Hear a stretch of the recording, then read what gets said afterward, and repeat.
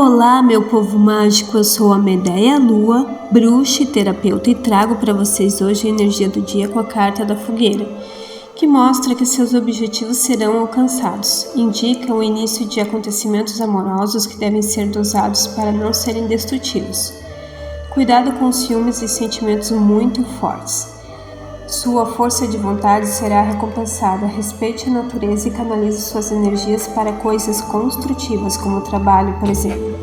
A fogueira tem que ser produzida em solo estável para ser segura.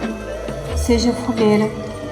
Deposite seus objetivos em bases seguras com sua vontade. Abasteça seu fogo e tenha certeza de que a vitória será conquistada. Simbolicamente, a fogueira simboliza o fogo interior que aquece, esclarece e impulsiona os seres humanos. O fogo representa o fim e o começo de todas as coisas, a vida e a morte. Tem função de purificação, busca pelo conhecimento. Sua fumaça simboliza revelação.